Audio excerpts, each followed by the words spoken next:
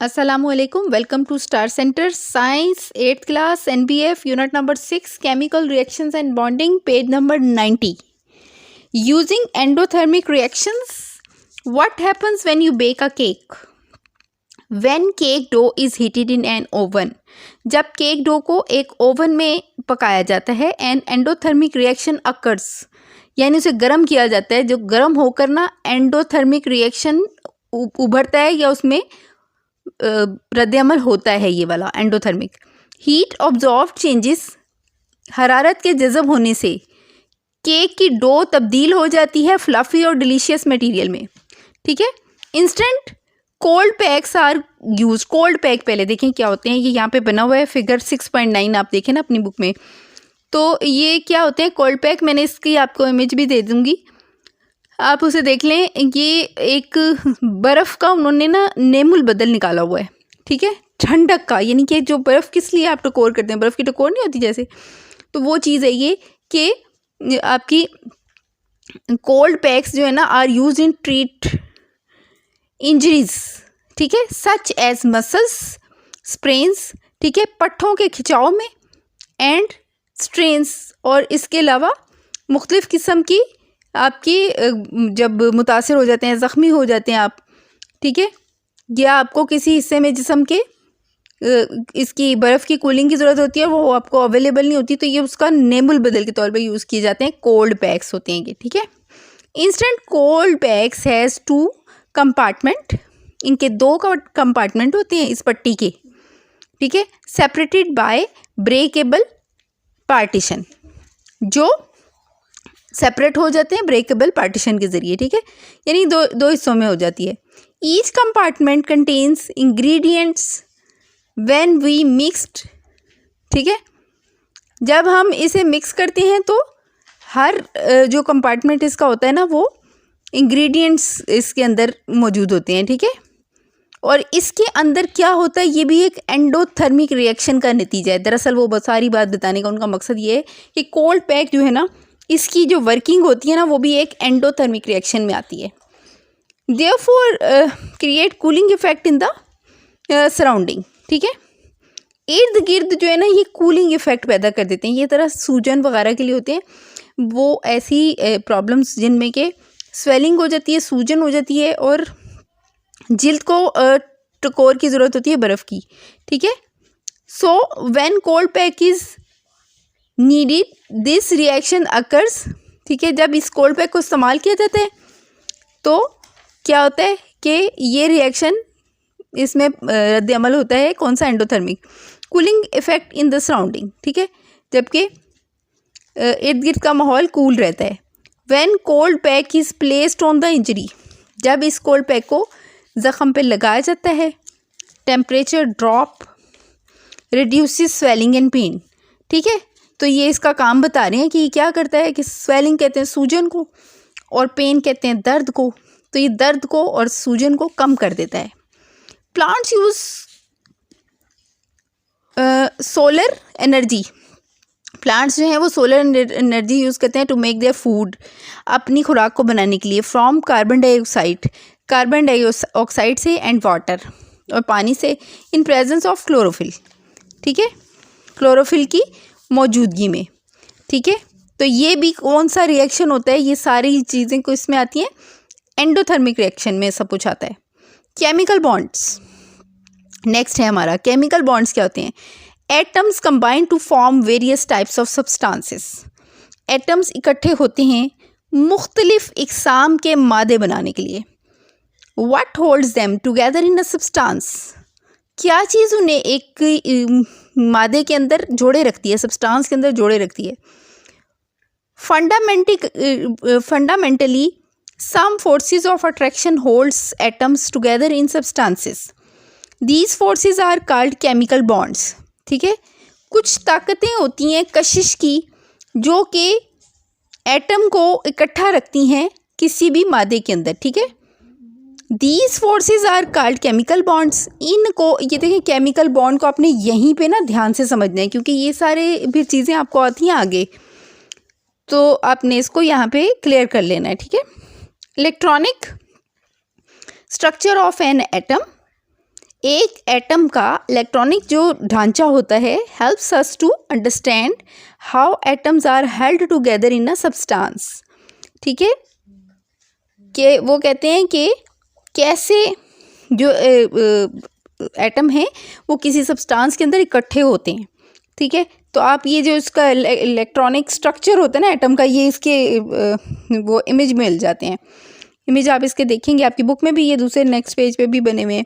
तो ये इसमें एटम्स दिखाते हैं जिसमें ये इसके कितने कितने किस्में होते हैं। ठीक है, the atoms of noble gases, ठीक है, already have complete valence shells.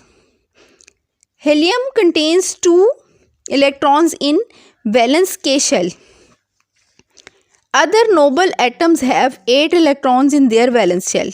ठीक है, वैलेंस शेल्स में ना एटम का एक जो हिसाब होता है ना उसके बारे में वो बात कर रहे हैं। ठीक है, पीरियोडिक टेबल आपको मैंने पढ़ाया था ना, तो उसमें जो 8 नंबर पे हाउस होता है ना, इसे नोबल गैसेस भी कहते हैं और इसे ज़ीरो ग्रुप भी कहते हैं। ठीक है, इसके बारे में वो ये कह रहे हैं कि एटम जो इसमें होते हैं ना नोबल गैसेस में already have complete valence shells, वो पहले से ही कंप्लीट वैलेंस शेल्स रखे हुए होते हैं। हीलियम, इसमें हीलियम जो है वो बहुत इंपॉर्टेंट है, कंटेन्स 2 इलेक्ट्रॉन्स इन वैलेंस के शेल। हीलियम के शेल में 2 इलेक्ट्रॉन होते हैं। Other noble atoms have 8 electrons in their valence shell, जबकि दूसरे नोबल एटम्स जो है ना वो 8 इलेक्ट्रॉन रखते हैं अपने वैलेंस शेल में। So they have not tendency to lose gain और शेयर इलेक्ट्रॉन्स। ठीक है, आपको अच्छे तरीके से समझ आ गई होगी कि उनके अंदर ना लूज करने की, ना गेन करने की, ना बाहर फेंकने की, ना और मज़ीद शामिल करने की, ना किसी के साथ जुड़ने की सलाहियत नहीं होती। ठीक है, ये ख़ास हाउस है इसका 8A। ठीक है, atoms other than noble gases have a, noble gases के अलावा जो एटम होते हैं ना have a tendency to react with the atom of other elements. उनमें टेंडेंसी मौजूद होती है कि वो रिएक्ट करते हैं दूसरे एलिमेंट्स के एटम्स के साथ। बात आपको समझ आ गई है कि जो ज़ीरो ग्रुप है ना, इसको छोड़ के, क्योंकि इसमें पहले ही इसकी अपनी कैपेसिटी पूरी होती है, ना ये किसी को कोई चीज़ देता है ना किसी से कुछ ले रहा है, ये वहीं का वहीं रहता है अपने हिसाब में। ठीक है, तो जो बाकी के इसको छोड़ के बाकी के जो एटम्स हैं उनमें तब्दीलियाँ होती रहती हैं। ठीक है, this is because they do not have complete balance shells, और इसकी वजह ये होती है कि उनके पास कंप्लीट बैलेंस शेल नहीं होते। They tend to gain, lose और share electrons to acquire the electronic configuration of next noble gases. ठीक है, नेक्स्ट नोबल गैसेस के साथ उनमें सलाहियत मौजूद होती है, यानी कि वो उसका उलट होते हैं ना, उनमें सलाहियत मौजूद होती है कि वो गेन भी करते हैं, लूज भी करते हैं और शेयर भी करते हैं इलेक्ट्रॉन्स को। ठीक है, नेक्स्ट पेज है 91। याद रखिएगा यूनिट नंबर 6 चल रहा है, ये बस ख़त्म होने वाला है, तो इसमें कुछ इंपॉर्टेंट चीज़ें, अब ये टाइप्स ऑफ बॉन्ड्स आ गई हैं। ठीक है, ये 2 तरह की होती हैं। ठीक है, आयनिक बॉन्ड्स और कोवेलेंट बॉन्ड्स। आयनिक बॉन्डिंग क्या होती है? Ionic bonds are formed between 2 atoms. Ionic bonds जो हैं वो 2 एटम्स के दरमियान बनते हैं। When an atom loses electron, जब एक एटम इलेक्ट्रॉन लूज करता है, to form cation and the other gains this to form anion. ठीक है, इनको बोलते हैं कैटायन और इसको बोलते हैं एनायन। ठीक है, एनायन और कैटायन में फ़र्क होता है, उसमें ये फ़र्क होता है कि एनायन जो होता है ना ये नेगेटिव कहलाता है। ठीक है, और क्या होता है कि जब कोई एटम गेन करता है ना तो वो एनायन कहलाता है। ठीक है, क्या होता है, मोर एनायन में क्या खासियत होती है, इसमें मोर इलेक्ट्रॉन्स होते हैं, प्रोटॉन से ज़्यादा हो जाते हैं इलेक्ट्रॉन। ठीक है, और नेगेटिवली ये चार्ज होता है।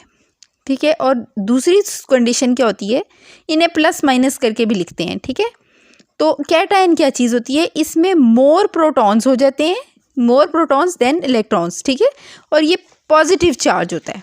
ठीक है, और इसमें क्या होता है कि जो एटम होता है ना वो लूज करता है इलेक्ट्रॉन्स को, ठीक है। तो इसमें अभी मज़ीद आगे हम इसको पढ़ते जाएंगे तो आपको इसको समझ आती जाएगी, ठीक है। जब एक साइड से इलेक्ट्रॉन्स दूसरी साइड पे जाते हैं तो या वो कैटायन बनते हैं या वो एनायन बनते हैं, ठीक है। इसके लिए मैंने मुख्तलिफ आपको इमेजेस दी हैं, आप उसे ध्यान से देखेंगे तो आपको बहुत जल्दी ये समझ आ जाएगा। Ionic bonds are formed between two atoms when an atom loses electrons to form cations and the other gains this to form anions, ठीक है। Cations and anions have opposite charges. Cation और एनायन ऑपोजिट चार्जेस रखते हैं। They attract one another by electrostatic forces. ये electrostatic forces के ज़रिए एक दूसरे को मुतासिर करते हैं, अट्रैक्ट करते हैं या अपनी तरफ खींचते हैं। The force of attraction that binds, कशिश की फोर्स ऑफ अट्रैक्शन, कशिश की वो ताकत जो कि बाइंड करती है oppositely charge ion, is called ionic bound. ये डेफिनेशन लिखी हुई है आयोनिक बाउंड की, आपने इसको ध्यान से कर लेना है, ये आपको पूछी भी जा सकती है एग्जाम्स में। Compounds that consist of ions, वो कंपाउंड जो कि आयंस पे कंसिस्ट करते हैं, मुश्तमिल होते हैं, ज्वाइन टुगेदर, इकट्ठे किए जाते हैं, by electrostatic forces are called, ठीक है। इलेक्ट्रोस्टैटिक फोर्सेस के ज़रिए इकट्ठे होते हैं, ठीक है। उनको क्या कहा जाता है? आयोनिक कंपाउंड्स कहा जाता है, ठीक है। अब कंपाउंड्स आ गए हैं। Ionic bounds are formed in compounds, ionic bond compounds के अंदर बनते हैं। दैट कंटेन मेटल्स, जो जिनके अंदर मेटल होते हैं, कंबाइंड विद नॉन मेटल्स, जो कि नॉन मेटल से जुड़े होते हैं, ठीक है। Recall that metal atoms form cations, वो कहते हैं याद रखें कि मेटल से बनने वाले जो एटम होते हैं ना वो कैटायन रखते हैं। एंड नॉन मेटल, और नॉन मेटल जो एटम होते हैं ना वो क्या बनाते हैं? एनायन बनाते हैं। In the formation of ionic bond, ionic bond के बनने में electrons are transferred from the metal atoms to the non metal atoms, ठीक है। तो इलेक्ट्रॉन्स जो हैं वो ट्रांसफ़र हो जाते हैं किससे? फ्रॉम द मेटल एटम्स, एक मेटल के एटम से इलेक्ट्रॉन ट्रांसफ़र हो जाते हैं कहाँ पे? नॉन मेटल में, ठीक है। During the chemical reaction, chemical reaction के दरमियान में, जब केमिकल रिएक्शन होता है तो क्या होता है कि इलेक्ट्रॉन ट्रांसफ़र हो जाते हैं एक मेटल एटम से नॉन मेटल एटम में। What happens when sodium and chlorine combine to make sodium chloride, ठीक है। वो एग्जांपल के तौर पे आपको ना NaCl यानी कि नमक का फार्मूला दे रहे हैं। Sodium atom has only one electron in its outer most और वैलेंस शेल, वो कहते हैं कि इसके पास इलेक्ट्रॉन एक ही होता है सोडियम के पास।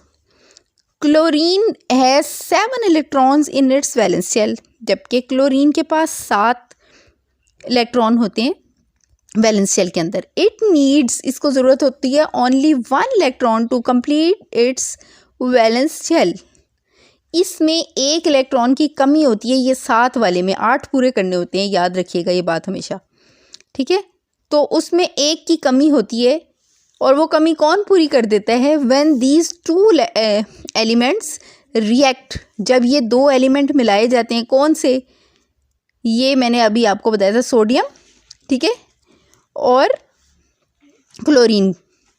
सोडियम और क्लोरीन को वो बात कर रहे हैं कि जब इन दोनों को मिलाया जाता है ना तो एक में जो कमी होती है वो दूसरे से पूरी हो जाती है। After losing 1 electron each sodium atom has become sodium ion, कहते हैं कि जब सोडियम अपने पास मौजूद वाहिद इलेक्ट्रॉन भी उसको दे देते हैं ना दूसरे को, ठीक है, तो क्या होता है फिर? It remaining outer most shell has 8 electrons, ठीक है। तो क्लोराइड जो है, क्लोरीन का जो होता है वो वैलेंस शेल पूरा हो जाता है। After gaining 1 electron each chlorine atom has become chloride ion, और क्लोरीन जो है वो क्लोराइड आयन में तब्दील हो जाता है। Its outer most shell also has 8 electrons, ठीक है। इसके आउटर मोस्ट शेल में 8 इलेक्ट्रॉन्स हो सकते हैं इन This charge ions are pulled to one another by strong electrostatic forces. In this way, both the atoms acquire nearest noble gases electron structure. These oppositely charged ions are pulled to one another by strong electrostatic forces. This type of bonding is called ionic bonding. एक electron देकर उसकी कमी पूरी कर देता है. तो इसके बाद क्या होता है कि these oppositely charged ions are pulled to one another by strong, ये वाले जो चार्ज आयंस होते हैं ना, ये एक दूसरे के साथ बड़ी मजबूती के साथ जुड़े होते हैं. कौन सी ताकत के ज़रिए? इलेक्ट्रोस्टैटिक फोर्सेस के ज़रिए. This type of bonding is called ionic bonding. और ये वाली किस्म की बॉन्डिंग जो होती है वो आयोनिक बॉन्डिंग कहलाती है. We can represent the formation of ionic bond between sodium and chlorine atoms by using electron dot.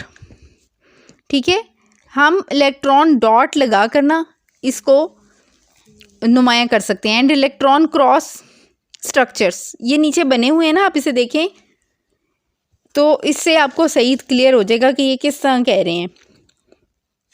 या क्रॉस लगा देते हैं या डॉट लगा देते हैं, दोनों शक्लें दिखाई हुई उन्होंने कि आप इसको इस तरह बता सकते हैं. तो यहाँ पे पेज नंबर 91 हमारा ख़त्म हुआ. यूनिट 6 के पेज नंबर 92 पे हूँ मैं, और हमारा यहाँ पे आ रहा है some ionic compounds used in everyday life. Ionic compound और इनका यूज़. NaCl sodium chloride. ठीक है, ये आप घर में आम नमक जो इस्तेमाल करते हैं सोडियम क्लोराइड होता है. ठीक है, वो कह रहे हैं कि कौन सी आयोनिक बॉन्ड के ज़रिए बनने वाले आपका कंपाउंड्स हैं जो कि आप यूज़ करते हैं. ठीक है, NaF sodium fluoride, NaHCO3 sodium hydrogen carbonate. ठीक है, NaCO3 सोडियम कार्बोनेट. ठीक है, NaCO3 ये आपको याद करने पड़ेंगे. Calcium carbonate, NaOH sodium hydroxide. ठीक है, और इसके साथ साथ इन्होंने ये भी बताया हुआ है कि कहाँ कहाँ यूज़ होते हैं. ये देखें, जैसे मिसाल के तौर पे सबसे पहले वाला नमक जो है ये आम घरों में इस्तेमाल होता है खाने वगैरह में. इसी तरह आपका आ जाता है सोडियम फ्लोराइड. ये क्या है? टूथपेस्ट वगैरह में इस्तेमाल होता है ये.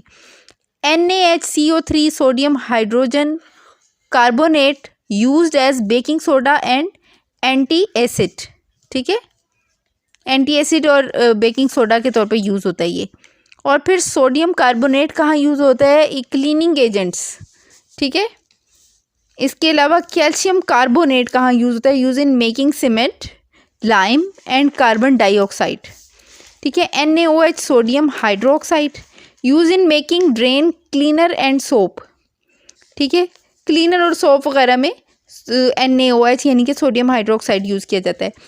तो फिर आ जाते हैं कोवेलेंट बॉन्डिंग की तरफ. दी बॉन्डिंग फॉर्म्ड बाय म्यूचुअल. अब ये दूसरी वाली किस्म आ गई है बॉन्डिंग की. ठीक है, कोवेलेंट बॉन्डिंग है ये, formed by mutual sharing of electrons between two atoms is called covalent bond. अच्छा, इसके बारे में एक और आपने बात याद रखनी है कि वो तो मेटल से नॉन मेटल में था ना आयनिक.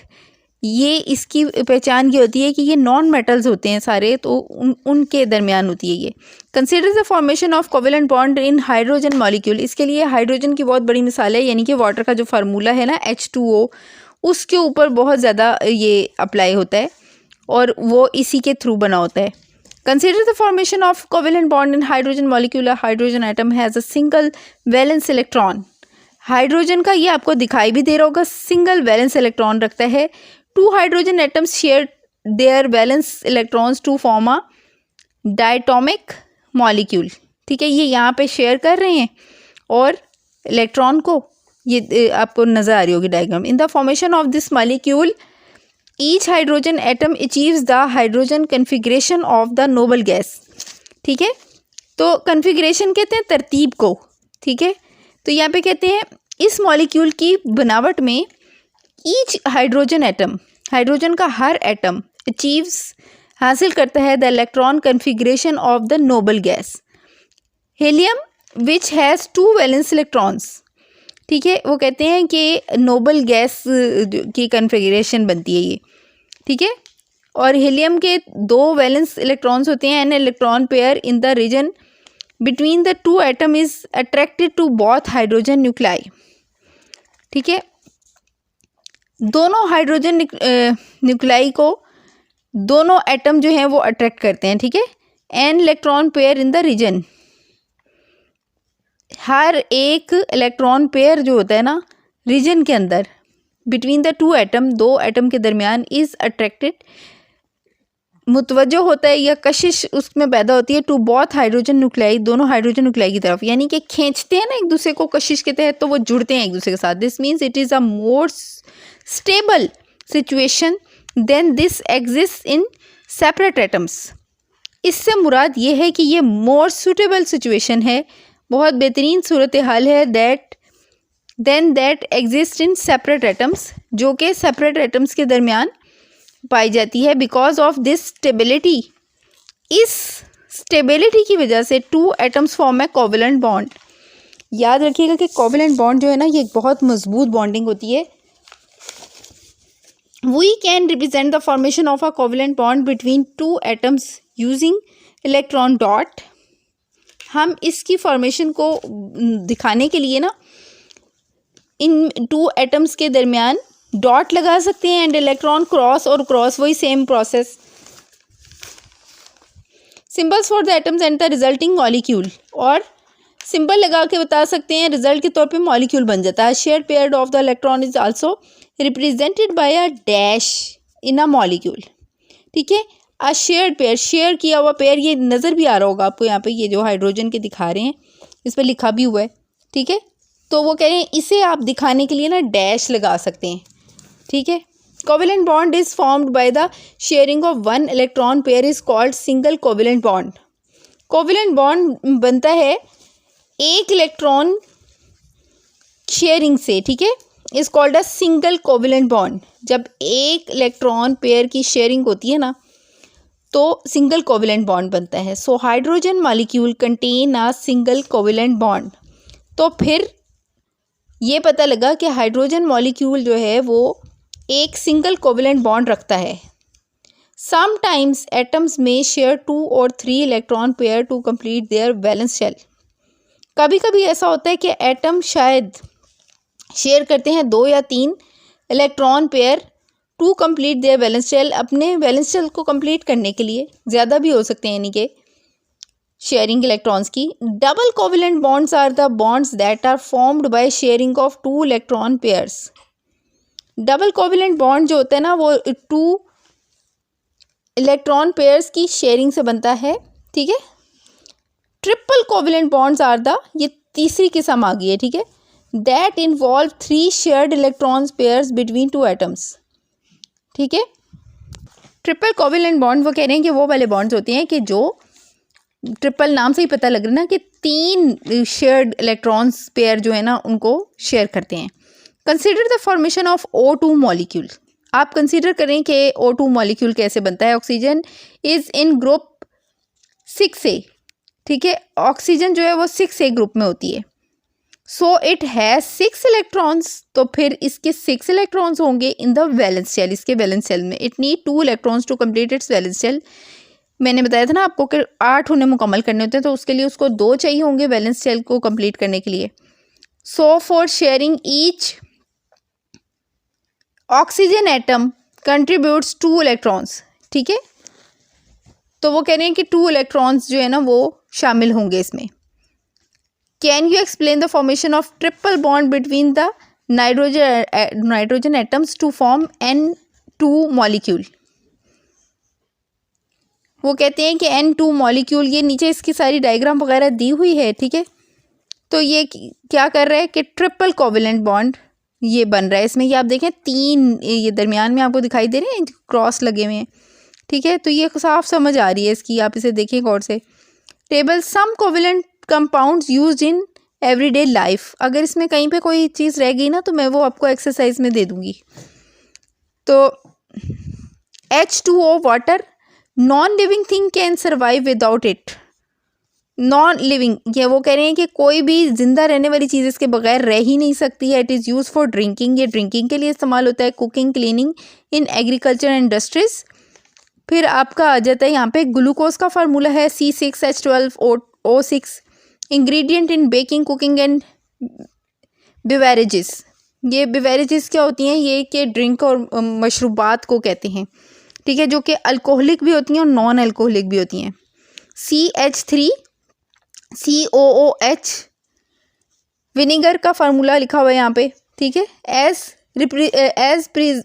Preservative and seasoning food and salad, ठीक है। ये आपको बताइए विनेगर हमारे घरों में बहुत ज़्यादा इस्तेमाल होता है। C7H8O4 एस्प्रिन, ठीक है, to treat pain fever and inflammations, ठीक है, जिसे हम डिस्प्रिन वगैरह भी कहते हैं, ठीक है। ये एस्प्रिन्स जो होती हैं ना, ये वो वाली दवाइयाँ होती हैं जो कि बुखार वगैरह और इसके अलावा ये फ्लू वगैरह इनके लिए इस्तेमाल होती हैं, ठीक है। तो वो कहते हैं कि ये सब, अच्छा अब ये ख़त्म हो गया 93 पेज पे, तो मुझे इजाज़त दीजिए, बाकी इसमें जो चीज़ें रह गई हैं, अगर कोई फार्मूलाज वगैरह रह गए हैं तो मैं सब कुछ आपको ना इसकी एक्सरसाइज में दे दूँगी।